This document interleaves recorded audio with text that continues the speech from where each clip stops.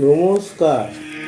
হুগলি জেলার চন্দননগরের আটখোলা নিবাসী শ্রী রঞ্জিত প্রসাদ ঘোষ মহাশয়ের দয়াময়ী মায়ের জীবন কাহিনী থেকে পাই যে শ্রী দয়াময়ী মায়ের প্রতিবেশী স্বর্গত রোহিণী কুমার মুখোপাধ্যায়ের সহধর্মিণী শ্রীযুক্ত সুন্দরী দেবী সীমার সেবা শুশ্রূষা করতেন এবং সেই উপলক্ষে সীমার সান্নিধ্যে বহু সময় অতিবাহিত করতেন।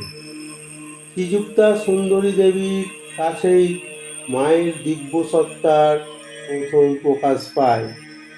সেই সময় নিদ্রিত অবস্থায় সীমা অনেকের শুভাশুভ সম্বন্ধে অনেক কথাই বলতেন।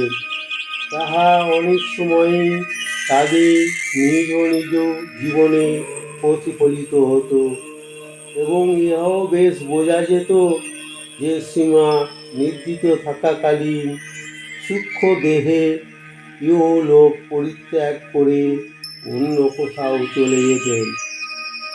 প্রায় 30 বৎসর যাবৎ সীমার শরণাগত ও সতত সান্নিধ্যপ্রাপ্ত জনৈক ভক্ত বলেছিলেন, তৎকালীন কয়েক বৎসরের মধ্যে তিনি কখনো সীমাকে সুস্থ দেখতে পাননি। অন্য কোনো অসুখ বিসুখ না থাকলেও অন্তত জ্বর অসুখ লেগে থাকত। 102 কি 103 ডিগ্রি জ্বরেও সীমা নিয়মিত স্নান ও আহার করতেন।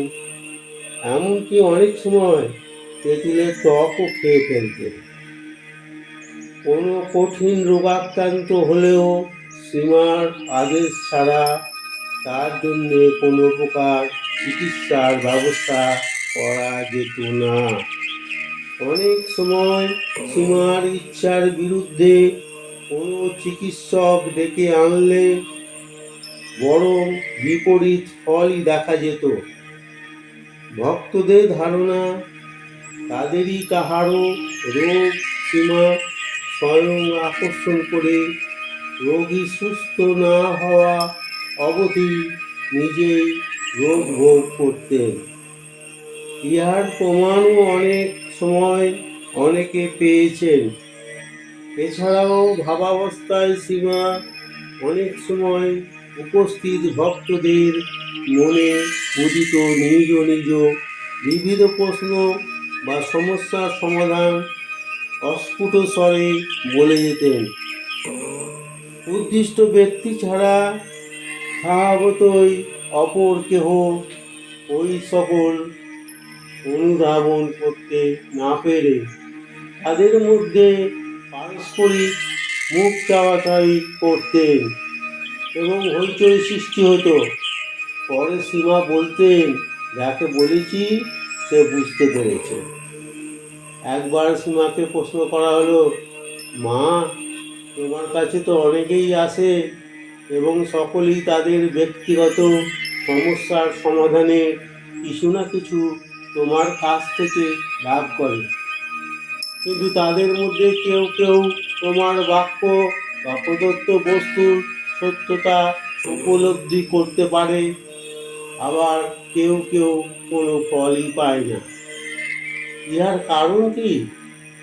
উত্তরে সীমা বলেন, যারা মন ও মুখ এক না হয়ে কেবল পাটোয়ারি বুদ্ধি নিয়ে এখানে আসে অথবা প্রলোভন দেখিয়ে নিজের কার্য সিদ্ধি করতে চেয়ে, তারাই আমার বাক্য বা প্রদত্ত বস্তুর কোনো ফল লাভ করতে পারে না।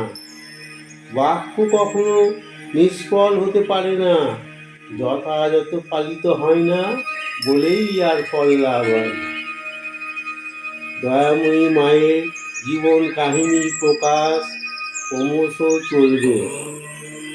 পরবর্তী জীবন কাহিনী জানতে ইউটিউব চ্যানেলটিকে সাবস্ক্রাইব, লাইক ও শেয়ার করুন। ধন্যবাদ।